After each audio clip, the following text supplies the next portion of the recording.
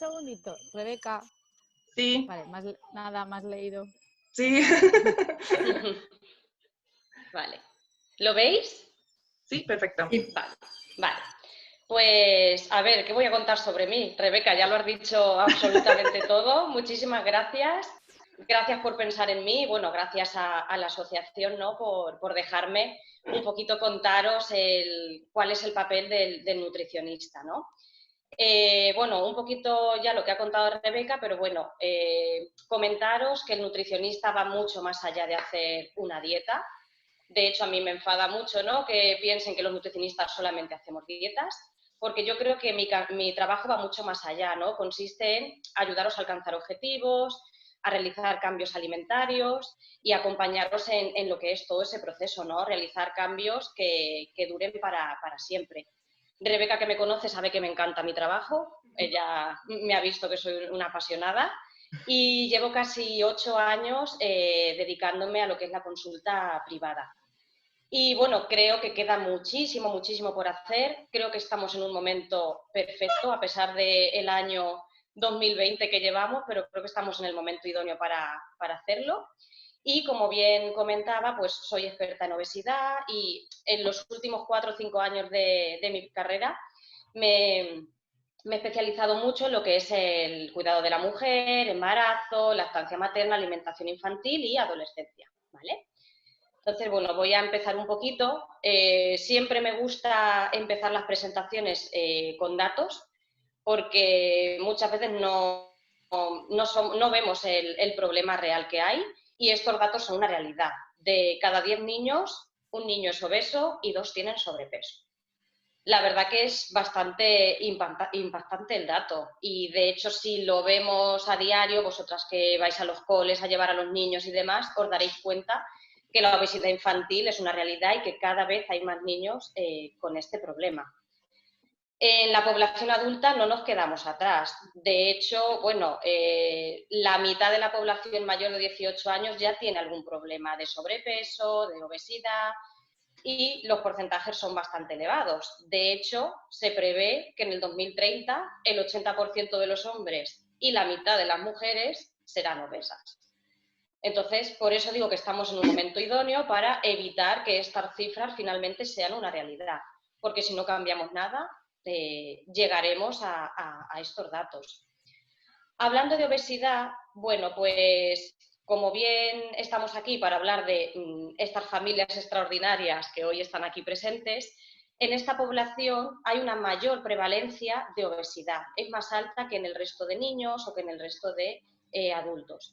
Aproximadamente un 30% de los niños presenta problemas con el peso y un 60% de los adultos. Por lo tanto, es bastante alto.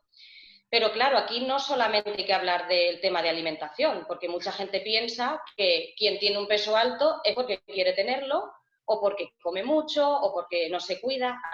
Aparte de eso, hay muchos problemas añadidos, ¿vale? Entre ellos, tienen una disminución del índice metabólico basal, que esto lo que provoca es una disminución de la capacidad de gastar o quemar esa energía, ese material energético. Por lo tanto, son personas más ahorradoras. Es decir, como que lo tienen más complicado a la hora de perder peso porque ya tienen un factor genético. Entonces, tenemos que luchar con eso y ser como mucho más rigurosos. Es un poquito más difícil.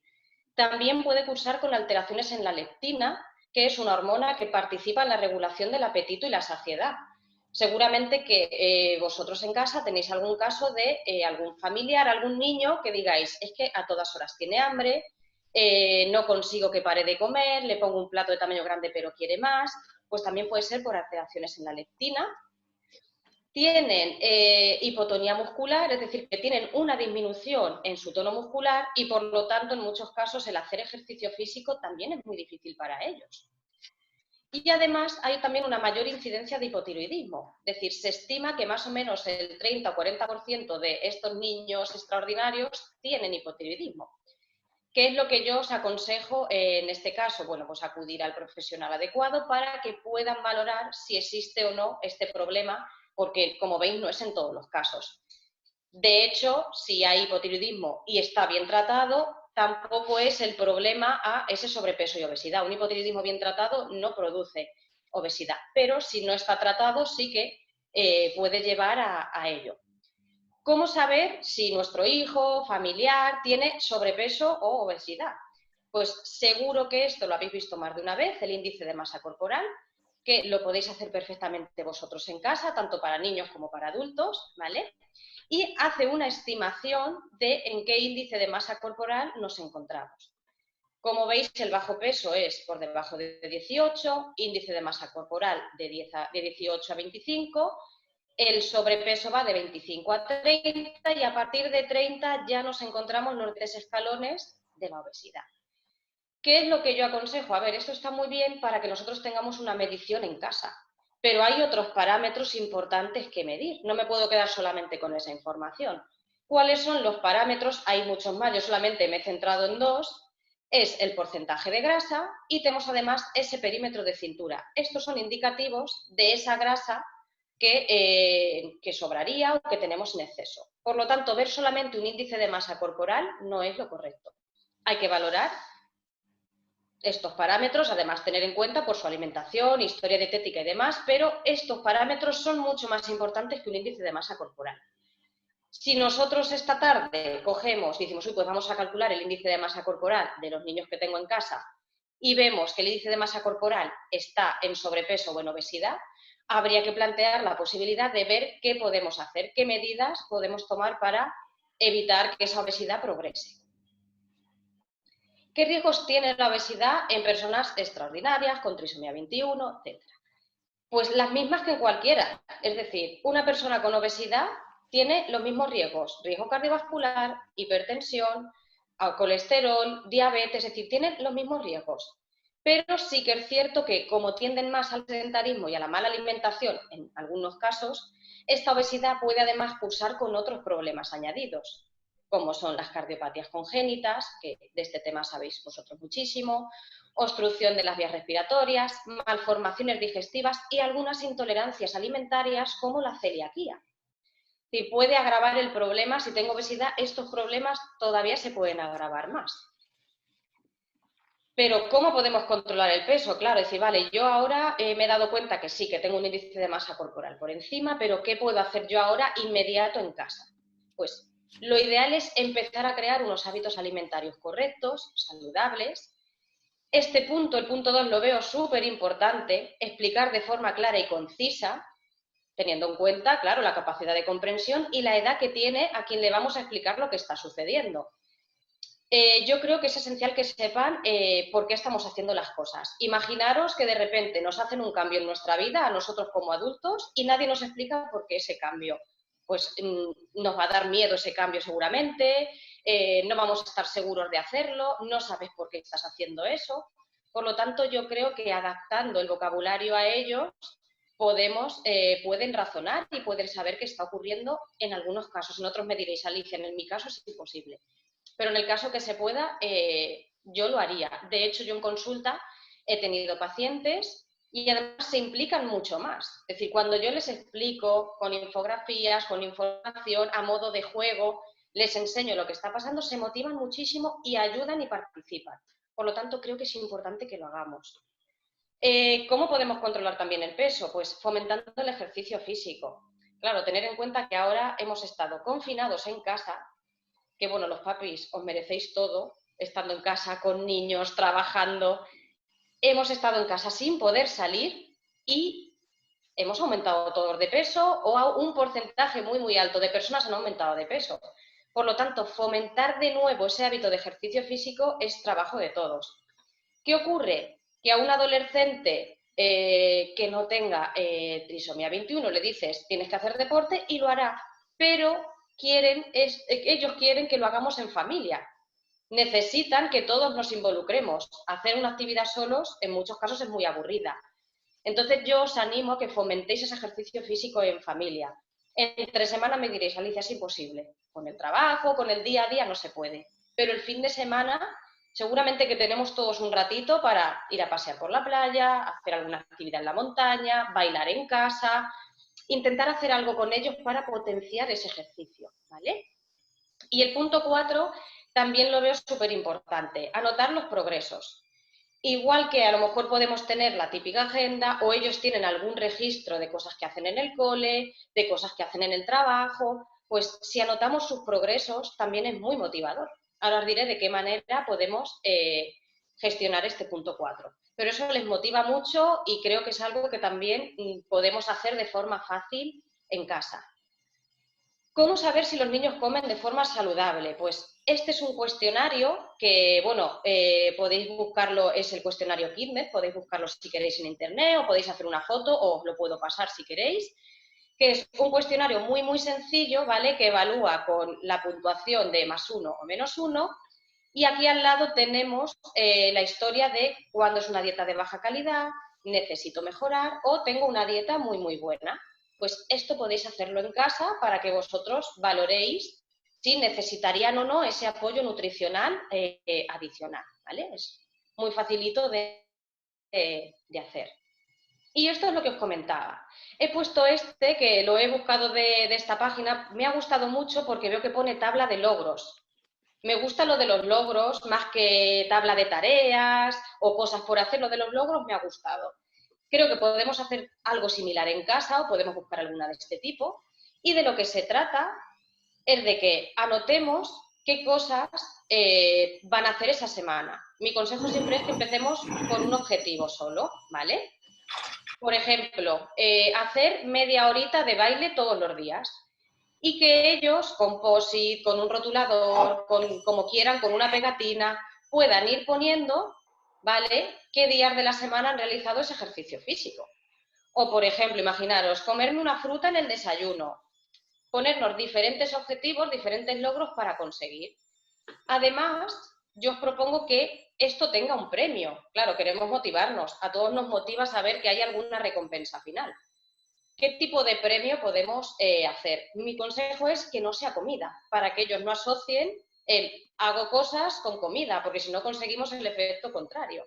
Pero ese premio puede ser ver su película favorita en familia, ir a la playa porque le encanta la playa, llamar a su prima porque quiere llamar a su prima, algún premio que para ellos sepáis que es algo importante, ¿vale?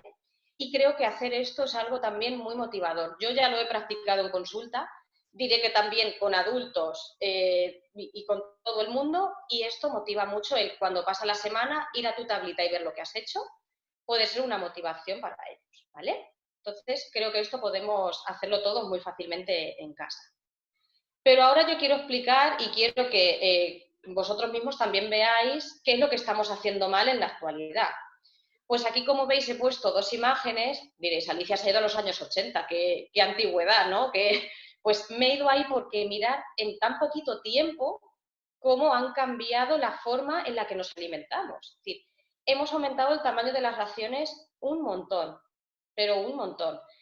Hemos además aumentado el consumo de productos de alta densidad calórica. Hemos aumentado la bollería, hemos aumentado las hamburguesas, hemos aumentado los refrescos. Aquí vuelvo a repetir lo mismo, estamos tomando muchas bebidas azucaradas. Además, también comemos muchos alimentos ricos en grasas y colesterol. Y tenemos un menor consumo de frutas y verduras. Esto se resume en que aproximadamente consumimos 400 calorías más al día todos, niños y adultos. Sin darnos cuenta, al final hemos ido aumentando estas calorías y hemos ido cambiando, como decía Rebeca al principio, ¿no? Hemos ido cambiando nuestra forma de comer. Y esto además, si no me equivoco, seguramente que habrá sido nuestro pan de cada día en muchas casas durante la cuarentena. El vivir en un constante domingo, por la incertidumbre, por todo lo que estaba pasando, como que nos hemos premiado quizá un poquito más a la hora de comer. Entonces, claro, vamos a contar cuántas calorías extras yo me estoy comiendo a la semana. Pues son muchas. Entonces, hay que intentar limitar o reducir esta cantidad. El estilo de vida actual que todos llevamos es este. Los niños más sedentarios.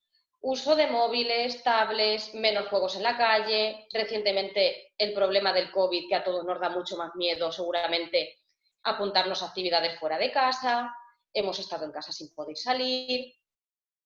todos tenemos, o casi todos, trabajos de menor esfuerzo físico, es decir, de oficina, ya los trabajos en el campo pues no los tiene todo el mundo, utilizamos además transporte público o coche, uso de ascensores, el ejercicio físico, lo que comentaba, es casi nulo, y los niños, claro, pues ha habido un aumento de juegos electrónicos tanto en niños como en adultos, en todos.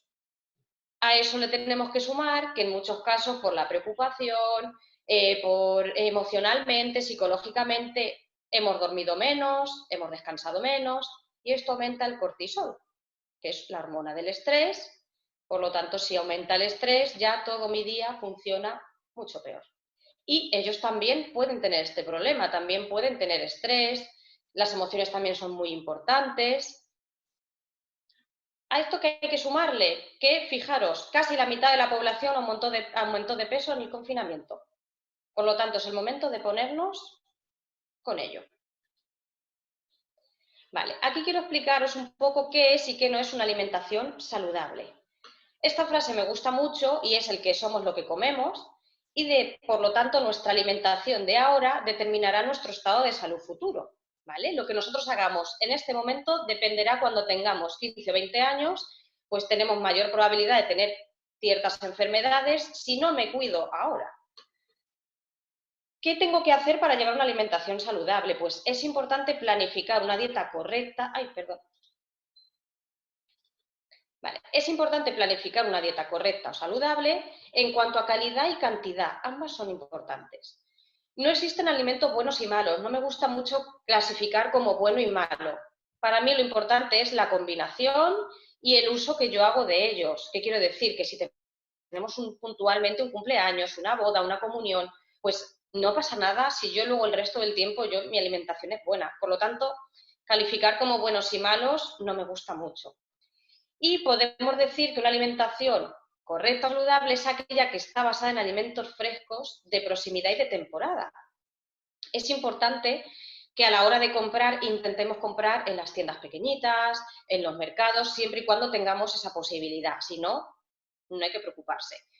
Y de temporada. ¿Por qué de temporada? Porque a veces compramos fruta y verdura que no es del momento en el que estamos y por lo tanto las vitaminas que contiene y los minerales no son como deberían o sea, no contienen las vitaminas y minerales que debería de contener ese alimento si lo tomo en la época del año que tocaría.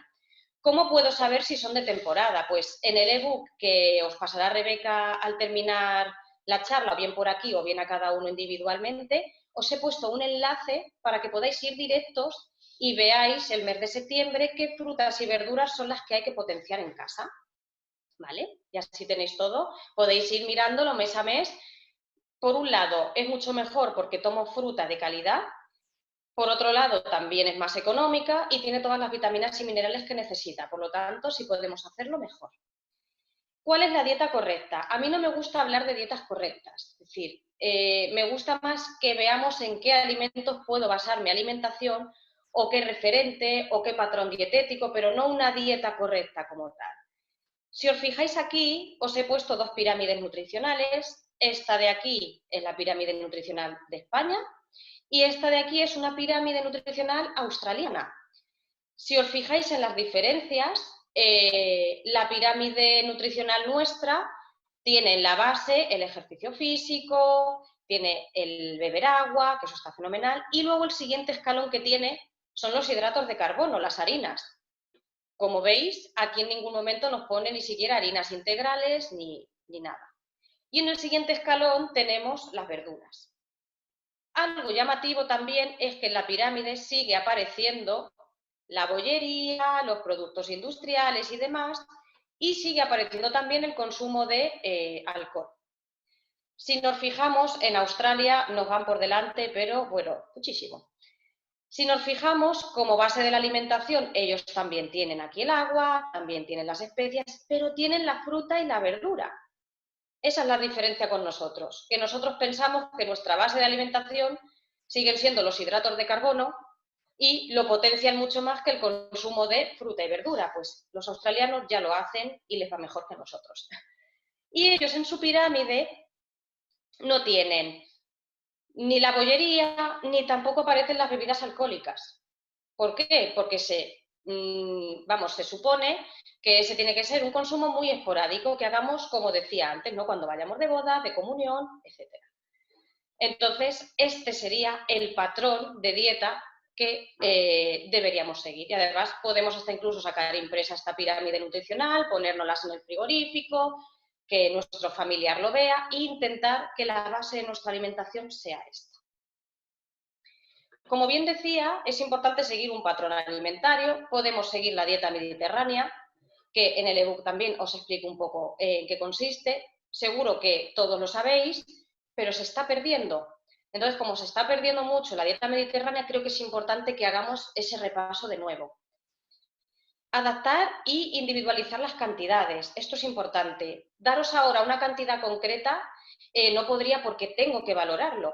Pero sí que es cierto que tenemos que intentar que los platos de un adulto no sean igual que los platos de un niño. Es decir, el niño tiene que comer menos cantidad que el adulto y en muchos casos en las casas los platos de todos suelen ser similares. Una dieta saludable es aquella en la que no se pasa hambre y es aquella en la que no se realizan restricciones estrictas. ¿Por qué digo esto? Porque en muchos casos cuando vemos que hay alguien en casa que está cogiendo peso, lo primero que hacemos es eliminar el hidrato de carbono y ya la dieta no es tan equilibrada. Por lo tanto, si vamos a realizar algún cambio, siempre la supervisión debe ser por un nutricionista que nos ayude a realizarlo. ¿Vale? ¿Cómo empezar? Bueno, ¿cómo podéis empezar a hacerlo en casa? Pues lo primero de todo es hacer una compra con comida real. ¿Y qué es esto de la comida real? Pues la comida real es la comida de toda la vida, todo lo que no viene envasado. Fruta, verdura, carnes, pescados, huevos. Intentar que nuestra alimentación no contenga envases. ¿Qué más puedo hacer? Hacer comidas caseras. Es decir, vamos a intentar en casa cocinar de la manera más saludable posible y evitar el comprar alimentos que ya vienen precocinados únicamente listos para calentar. Otro paso importante es dar ejemplo. Si queréis que vuestros hijos en casa coman frutas, coman verduras, etcétera, tenemos los adultos la responsabilidad de también hacerlo, porque somos el reflejo y si nosotros no comemos, los niños tampoco van a querer probarlo. Eliminar los productos procesados que tengamos en casa, es decir, vamos a intentar no comprar aquello que no queremos comer.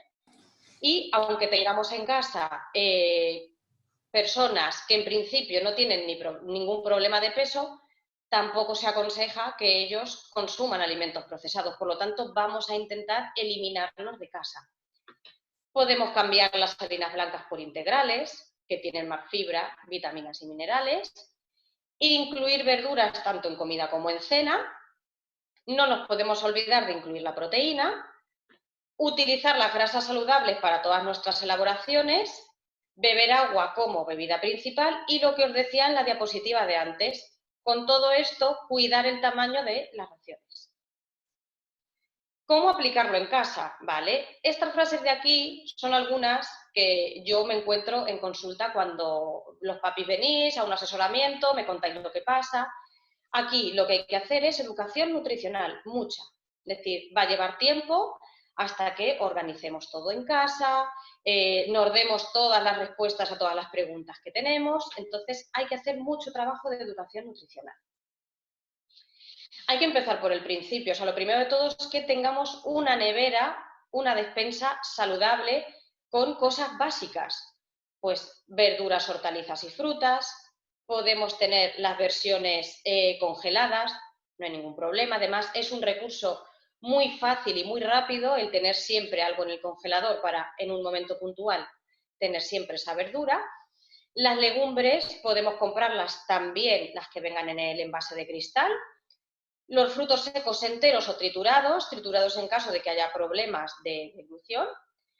Proteínas de origen animal y vegetal, hidratos de carbono integrales y semillas. Todo esto es un básico a todos tener en nuestra nevera, en nuestro frigorífico, en casa.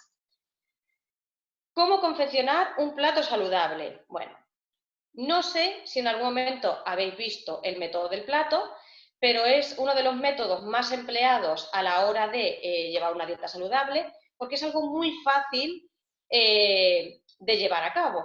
¿En qué consiste el método del plato? Pues el método del plato consiste en que la mitad de mi plato sea verdura, es decir, yo cuando voy a hacer un plato tengo que pensar la base de verdura que le voy a poner, y el resto tengo un 25% de proteína y otro 25% de hidratos de carbono. Como bien decía, si yo cuido las proporciones de mi plato, no necesariamente tengo que quitar ningún grupo de alimentos, y más en la población en la que estamos tratando. Yo no aconsejo quitar ningún nutriente para evitar esos déficits nutricionales que pueden aparecer, ¿vale? Entonces, ¿cómo elaborar este plato? Como os decía, el 50% de mi plato tiene que ser verdura, el 25% proteína y el otro 25% los hidratos de carbono, que aquí no lo he puesto, pues se potenciarían los integrales. Por otro lado, lo que decía, no quitaremos ningún grupo para evitar estos déficits nutricionales. No es necesario restringir los grupos de alimentos y con este método estamos poniendo la cantidad adecuada de cada nutriente. Vale, aquí os traigo una herramienta que podéis utilizar en casa y podéis pedirlo de manera gratuita. Para los que tengáis niños pequeños, puede ser muy motivador que ellos coman en este plato. Nada, es un plato de Nestlé, ¿vale? En este enlace podéis adquirirlo gratuitamente. Y este plato, como veis, ya está puesto que la mitad del plato tienen que ser verduras, el resto proteína y el resto los hidratos de carbono. Entonces, creo que es una herramienta muy visual que además os puede ayudar mucho, lo que decía al principio, ¿no? De explicarles un poquito cómo va a ir todo, pues con este plato, para empezar a hacer educación nutricional, es esencial. ¿Qué problemas nos pueden aparecer? Vosotros como padres, pues seguro que en algún momento os habéis visto con estos problemas. Pues en primer lugar, la alimentación, el momento de comer y cenar tiene que ser un momento sin distracciones. Tenemos que evitar que haya teléfonos, que haya televisión, que tengamos estímulos. Y hay que procurar estar en línea recta, con la espalda y los pies bien apoyados, es decir, que sea una posición cómoda para comer. No tenemos que forzar si no quieren comer. A ver, aquí hay matices. Si es un bebé y no hay manera de darle de comer, ahí habría que valorar con el pediatra qué está pasando, porque el niño no come y es como yo os digo, las madres al final y los padres sabéis en qué casos hay que preocuparse. Pero si hablamos de un adulto, si no quiere, lo mejor es no forzar e intentar que coma más tarde.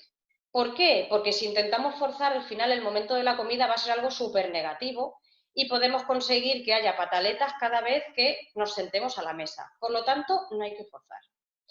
No mezclar texturas. Tienden mucho a que si se encuentran fibras, si se encuentran trozos, incluso a tirarlo de la boca, ¿no? No les es agradable. Por lo tanto, yo intentaría no mezclar, pues eso, el sólido con el líquido en la misma textura. Vamos a intentar separarlos. Por ejemplo, un puré de diferentes verduras con un filete adicional o un guiso en el que metamos la verdurita bien picada para que no se encuentre esas hebras ni esos trocitos de comida. Por otro lado, no mezclar sabores. Esto también es muy habitual. Normalmente cuando hay un problema de deglución o no come muy bien, lo que queremos es meterle todo en la misma comida. Entonces, imaginaros si ahora mismo trituramos macarrones con tomate, con pollo y verduras. Aparte de que no sabemos qué color va a salir ahí y no va a ser atractivo para ellos, ese sabor yo creo que tampoco les va a atraer demasiado. Entonces, lo ideal es que si vamos a preparar un puré, que no mezclemos diferentes alimentos para evitar conseguir lo contrario a lo que queremos hacer con esto. Entonces, es importante que cuidemos también esa parte. Si tiene dificultades para masticar, que en muchos casos esto pasa, ofrecer alimentos sólidos que se deshagan muy fácilmente. Por ejemplo, la verdura hervida siempre es una buena opción. La zanahoria, la calabaza, el calabacín, podemos también usar boniato. Son verduras, ¿vale?, que enseguida como que son muy finitas, enseguida que se cuecen se queda una textura muy agradable. Y también podemos utilizar, pues, por ejemplo, el pescado, algún pescado tipo merluza, algún pescado que vaya limpiado previamente, también que se deshaga y que para ellos no tengan que hacer mucho esfuerzo. Bizcocho o galletas caseras que podemos incorporar en el desayuno, por ejemplo. Y además es importante ingerir trocitos pequeños.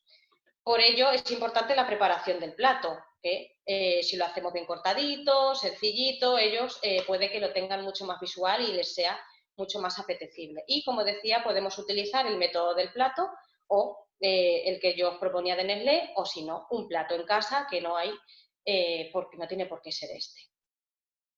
¿Cómo elaborar un menú saludable? Bueno, pues una vez ya hemos llenado nuestra despensa, lo que tenemos que tener en cuenta es la frecuencia de consumo de alimentos. Aquí os he puesto una tabla, que además la tenemos también en el ebook, así que no os preocupéis, no hace falta que hagáis pantallazo ni nada, las vais a tener ahí. Es importante que miremos lo que tenemos en casa primero, antes de ir a la compra. Entonces, llegó el momento de hacer el menú, ¿vale? Lo primero que tenemos que hacer es elegir qué verdura va a predominar siempre en mi plato, qué proteína voy a incorporar a esa verdura y qué hidrato de carbono voy a poner para terminar de completar mi menú. Y además podemos acabar la comida, si queremos, con alguna pieza de fruta o lácteo, que aquí el lácteo no lo he puesto, pero también se puede incluir después de la comida. Si no quieren, no pasa nada, tomaremos la fruta o el lácteo entre comidas o en cualquier otro momento del día. Como bien os digo, no hay que obligar ni forzar. Y este sería pues un cuadro que yo utilizo mucho para hacer los menús, que también lo tenéis en el ebook, que podéis utilizarlo si queréis, o podéis utilizar en casa lo que, pues cualquier hoja, cualquier cuadrante, incluso en el ordenador, lo que vosotros prefiráis. ¿Cómo podemos empezar? Pues hay que realizar un boceto, primero inicial, de a ver qué voy a poner, cómo voy a elaborar el menú de la semana. Para ello yo os aconsejo que revisemos la despensa, revisemos la nevera, el congelador, para que podamos aprovechar los alimentos que tenemos en casa. Y que equilibremos las comidas con las cenas que vamos a realizar, ¿vale? Para evitar repetir muchos alimentos. Vale. En cuanto a la parte de los desayunos y los almuerzos, pues es importante romper el ayuno, ¿vale? De la mañana, pero es importante que empecemos el día con alimentos saludables, alimentos de calidad, y evitemos empezar el día ya con esa bollería, con los cereales cargados de azúcar, etc. ¿Vale?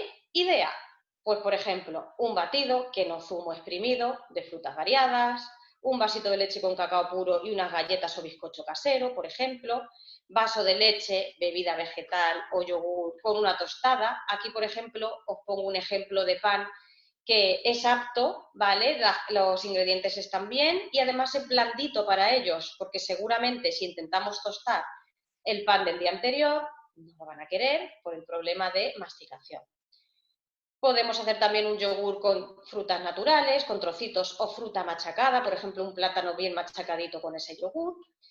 O podemos también tomar leche o bebidas vegetales con cereales aptos. ¿Qué quiero decir con aptos? Pues dentro de que los cereales no son la opción más saludable que encontramos en el mercado, aquí hay algunos, ¿vale? Yo he puesto estos tres de Mercadona, porque creo que es el supermercado al que casi todo el mundo tiene más cerquita, y podéis utilizar cualquiera de estos tres para incorporar en los desayunos. Lo ideal, que cada vez vayan variando mucho el desayuno, que no siempre sea lo mismo. En cuanto a los almuerzos y meriendas, lo mismo que el desayuno, es decir, hay que evitar los ultraprocesados, la bollería, las galletas, refrescos, batidos o zumos industriales. Siempre que podamos, vamos a hacerlo casero, potenciando las frutas, una tostadita de pan integral o dulces caseros de manera esporádica, es decir, tampoco vamos a hacer dulces caseros todos los días. Vamos a intentar buscar ese equilibrio. Pues aquí, por ejemplo, podemos hacer unas galletas de avena y plátano, un batido, un bizcocho que podemos hacer al microondas, por ejemplo. En cuanto a la suplementación, este es un tema que me habéis preguntado en una de las preguntas que me han pasado, ¿vale? Me preguntabais sobre la suplementación. Entonces, yo siempre con la suplementación soy muy cautelosa. Prefiero que la suplementación sea el médico que tras ver una analítica, tras conocer toda la historia de si hay alguna patología, si hay algo más, que os indique si podemos o no dar suplementación. Sí que es cierto que, por ejemplo, he visto esta noticia, ¿vale? Aquí en el 2016 ya empezaban en un tratamiento todavía experimental, pero ahora en mayo ya hablan de que sí que tiene efectos beneficiosos. Por lo tanto, creo que hay esperanza, ¿verdad? O sea, nos pueden ayudar pues, a mejorar el comportamiento adaptativo, la autonomía, es decir, ayudarnos a ese desarrollo. Pero como bien os digo, yo prefiero que esto sea una valoración médica. Aquí explica un poco todo lo que lleva, creo que la verdad que está muy bien, porque pues, nos aporta 13 vitaminas, minerales, el omega 3 y 6, que es imprescindible para el desarrollo cognitivo, para la memoria, concentración, pero igual yo prefiero que lo valoren. He visto también este otro, ¿vale? Que la diferencia que yo veo es que también lleva muchas vitaminas, pero en dosis mucho mayores.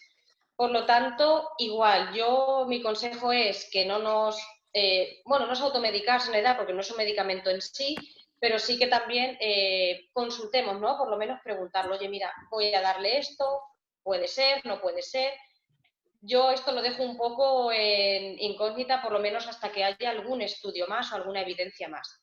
Pero creo que se esté estudiando este tema y que haya opciones es súper positivo. En cuanto a la ronda de preguntas, bueno, aquí me preguntáis que si influye la alimentación en el desarrollo cognitivo. Entonces, la respuesta es que sí. Es decir, los malos hábitos y la inactividad física se asocian con una influencia negativa en este desarrollo cognitivo, lógico y físico de los niños. Por lo tanto, una mala nutrición o alimentación en periodos críticos pues, puede producir cambios permanentes. La verdad es esa. Pero estamos a tiempo, es decir, si por ejemplo me decís que estáis muy preocupados porque ha sido la alimentación muy mala durante el embarazo y demás, todavía estamos en el momento oportuno para cambiar eso y cambiar nuestros hábitos alimentarios. Aquí os dejo un estudio, ¿vale?, publicado en una revista comunitaria, en el que, bueno, dicen que los niños que ingerían de manera habitual alimentos ricos en nutrientes, o sea, mucha fruta y mucha verdura, pues que alcanzaban un coeficiente intelectual superior. No lo sé si esto será del todo cierto. Habría que verlo. Por otro lado, ¿qué alimentos, me preguntabais, qué alimentos hay que evitar antes de dormir? Pues mirad, yo he empezado hablando por qué alimentos son los inductores del sueño, ¿vale? Que son los lácteos, pescado blanco y azul, el huevo, verduras como la calabaza y el calabacín, hidratos de carbono como la avena o el maíz, frutas como el plátano y, por el contrario, pues habría que evitar alimentos que ralentizan mucho la digestión y son más pesados, como la carne, productos ultraprocesados, fritos y rebozados, postres azucarados. Además, mi consejo siempre es que nos vayamos a cenar, pues mínimo, que nos vayamos a dormir mínimo 1 hora y media, 2 horas después de la cena. Es decir, si tenemos que adelantar la cena, mejor adelantarla. Y además, debéis evitar los estímulos, es decir, porque en muchos casos hay problemas de sueño en estos niños y los estímulos como la tele, el móvil, las consolas, lo que hacen es provocarles más insomnio y es un problema añadido. Claro, todo el tema de pantallas, todas esas imágenes visuales, tantos colores, pues nos altera a todos. ¿Cómo evitar dulces y cómo evitar que se coma a todas horas? Pues este es uno de los problemas que me comentáis todos en consulta. Pues aquí, mira, hay un problema añadido. El comer a todas horas puede ser, por un lado, porque no hay rutinas, por aburrimiento, porque haya podido comer poco en la comida anterior, porque haya dormido poco la noche de antes y, como decía al principio, que por esa alteración de la leptina. También puede ser por esto. Entonces, ¿qué podemos hacer para evitar? Pues por un lado, para evitar que coma dulces, si vamos a comer dulces, tenemos que intentar que esos dulces sean caseros, disminuyendo la cantidad de azúcar, por supuesto. Tener siempre frutas y alimentos saludables de manera muy visual, que ellos puedan verlo, pues tener siempre fruta cortada, por ejemplo. Tener en casa el frutero, incluso en el salón, llevaros el frutero al salón por si lo ve y le apetece. Y cuando digan que tienen hambre, ofrecer siempre opciones saludables. Si tiene hambre real, lo comerá, ¿vale? Además, otro truco es lo que comentaba también al principio, no tener en casa nada que no queramos comer. Y Hay que recordar que muchas veces los adultos no comemos ciertas cosas porque estamos a dieta, pero tenemos de todo en casa para que los niños coman. Pues en ellos también este exceso de azúcares, grasas, etcétera, pues también puede provocar más nerviosismo, más estrés, cansancio. Entonces hay que evitar darles azúcar. Educar al paladar, que ahora os enseñaré de qué manera, os voy a dar 2 trucos. Y las rutinas, sí, hay que marcar rutinas. Si por la mañana, imaginaros, van al cole, van al trabajo, tienen alguna actividad, pues por la tarde vamos a intentar llenarles la tarde de actividades, pues de tareas de hacer del cole, de tareas del trabajo, de salir a pasear. Muchas veces por falta de rutinas el aburrimiento nos hace que comamos.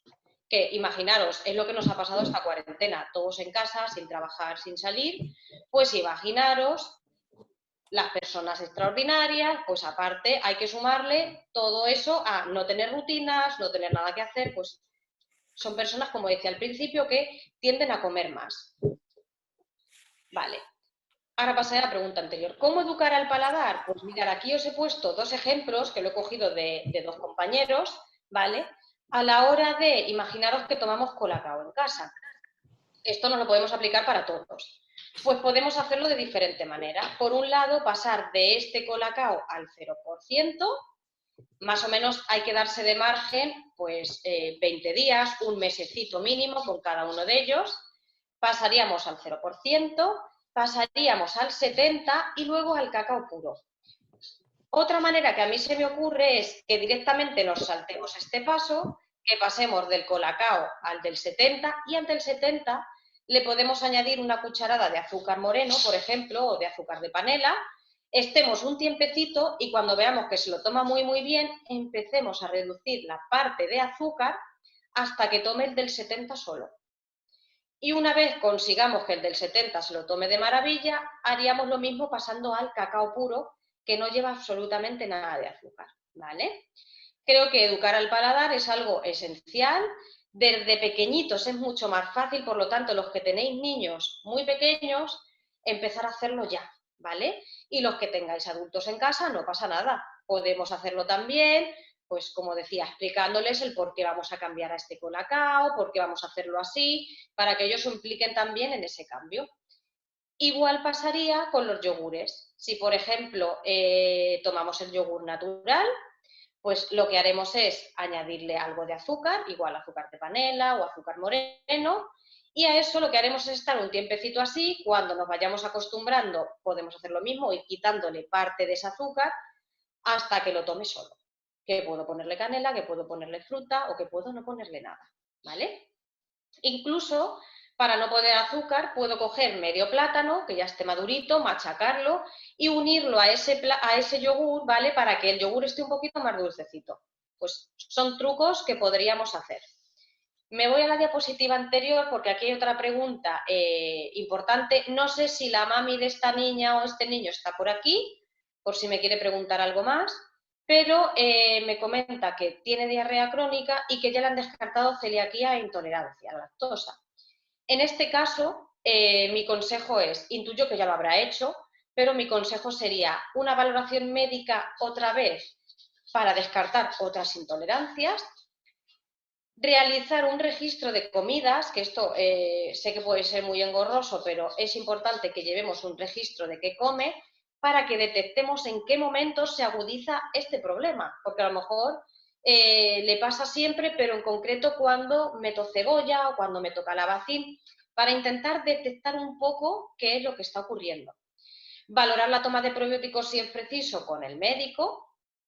Y podemos hacer también realizar cambios alimentarios, es decir, cambiar los lácteos naturales por los lácteos sin lactosa, por ejemplo, siempre bajo la supervisión del nutricionista para que te ayude a cómo hacerlo. Por otro lado, también ver un poco si hay algún problema emocional de base. Es decir, no lo sé, pero muchas veces también cuando estamos muy estresados, muy nerviosos, muy inquietos, también puede haber problemas intestinales. Entonces, creo que es importante que valoremos este caso de manera individual, ¿vale? Entonces, aquí estas son las últimas preguntas, que además creo que vamos muy bien de tiempo porque quiero dejar por si queréis preguntar algo más. Pero el tema de la suplementación, ya lo he comentado anteriormente, que siempre bajo prescripción médica, es mi consejo. Si hay celiaquía, porque la pregunta era si solo ponía celiaquía, entonces intuyo que me preguntará que qué hacemos si hay celiaquía, pues aquí lo que yo haría es una alimentación correcta pautada por un nutricionista. Si, por ejemplo, hay algún tema en concreto que queráis que hagamos de manera más individual o si queréis que dé para otro webinar, me lo comentáis y podemos hablar. Un webinar, por ejemplo, todo de celiaquía, si es el tema que más os interesa, por ejemplo. Pero no habría ningún problema, es decir, se adaptaría la alimentación teniendo en cuenta que no puede tomar.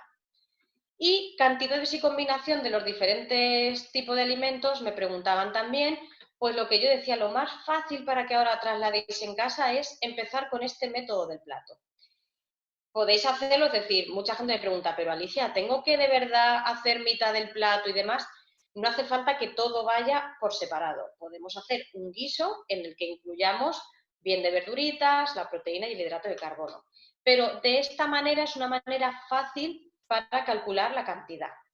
En cualquier caso, ya si hay problema de obesidad, que podéis mirarlo en las diapositivas para ver si hay un índice de masa corporal por encima de 30 y tenemos una obesidad, podemos individualizar también esa cantidad para que os sea más fácil en casa a la hora de preparar las elaboraciones. Y no he dicho nada más, lo único que, bueno, comentaros dónde podéis encontrarme, que, bueno, estoy pasando consulta y asesoramiento nutricional online. También tengo consulta presencial en Alicante, ¿vale? Estaré en AISEM en la calle Médico Pascual. Y este es el teléfono de contacto y este es mi mail para quien quiera que le explique a lo mejor un poco más en detalle las preguntas que he contestado a nivel más general o algo sobre la charla si queréis que haga hincapié en alguna cosita más, me podéis escribir sin ningún problema.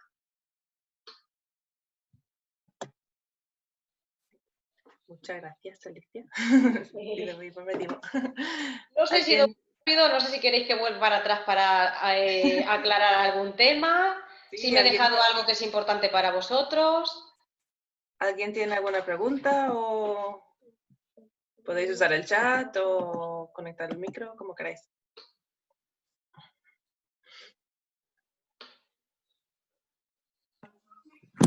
Yo tengo una pregunta. ¿Me Sí, oís? Sí, Hola. perfecto. A ver, es que hay muchos papás que le ¿Sí? dan a los nenes suplementos de omega 3. Sí. Entonces, era por saber qué opinabas de esto. Sí, a ver, lo que comentaba al principio del tema de la suplementación, yo lo que haría sería valorar individualmente. Sí que es cierto que el omega 3 tiene muchos beneficios, es una grasa saludable, no estoy en contra, es decir, yo soy muy partidaria del omega 3, pero creo que si la alimentación es correcta, a lo mejor no necesitamos tomar ese omega 3 y que también es importante ver ese omega 3 de qué fuente viene, es decir, si es un omega 3 que viene de un pescado pequeñito, de un pescado grande, habría que ver también la calidad de esa suplementación. En cualquier caso, efecto negativo no tendría, ¿vale?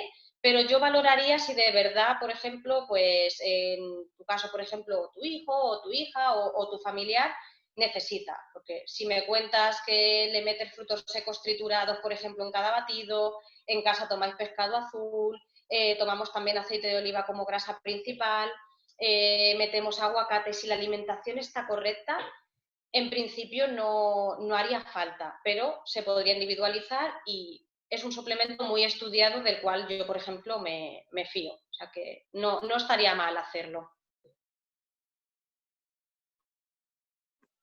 Perfecto, gracias. Pero, ¿tú recomendarías alguna marca en concreto o algo específico?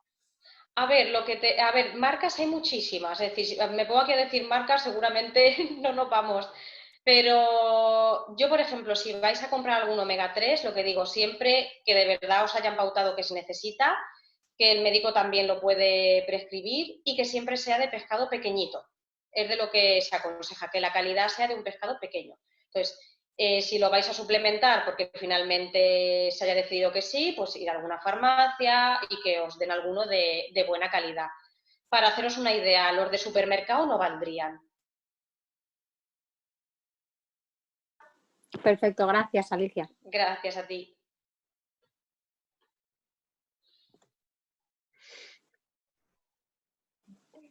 ¿Alguna cosa más? ¿Queréis preguntar?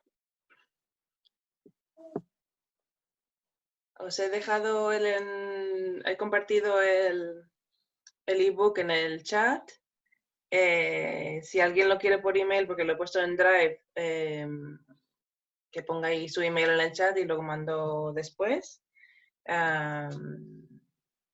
Y bueno, tenéis el email de Alicia con preguntas Sí. para ella o a nosotros. Sí, si necesitáis, exacto, si necesitáis alguna duda que os surja y pues a lo mejor ahora no surge ninguna, pero a lo mejor dentro de un ratito decís, pues me he quedado con ganas de preguntar esto, me podéis escribir sin ningún problema. Y si queréis que se trate, por ejemplo, algún tema, como bien comentábamos, por ejemplo, hablar el tema de la celiaquía o hablar algún tema más en profundidad, pues también se puede valorar la posibilidad de hacer, pues sobre un tema, extenderlo mucho más. Hoy era un poco lo que comentabas, Rebeca, al principio, introducir un poco qué es la educación nutricional, qué podemos empezar a hacer en casa, todos esos trucos, pero se puede profundizar mucho más. A partir de aquí yo creo que pueden decir también un poco qué es lo que más demanda puede haber. Sí, luego cada familia entonces tiene necesidades diferentes. Por eso. Pues nada, si nadie tiene algo más, pues muchas gracias Alicia por el tiempo hoy. Y gracias a vosotros. Hemos aprendido mucho y nada, esperemos seguir hablando. Sí, por supuesto que sí. Gracias. A ti, Alicia. Nos compartirás la presentación, Alicia. ¿El qué? Nos compartirás la presentación. Sí. A ver, voy a ver si la sé compartir desde aquí. O si no, se la pasas a Rebeca y ella nos la pasa igual que el ebook. Vale. Vale, sí, sin problema. Ahora en cuanto terminemos yo se la paso a Rebeca y así que os lo haga llegar, porque estoy aquí en el chat, pero no sé muy bien si lo puedo compartir. Entonces se lo paso a Rebeca, si os parece bien, ¿vale? Perfecto. Incluso si alguien personalmente me quiere escribir, como he dejado mi email, pues si a alguien no le llega o demás, que me escriba también y se la puedo pasar sin problema. Perfecto, muchas gracias. Gracias a vosotros, buen día. Buen día a todos.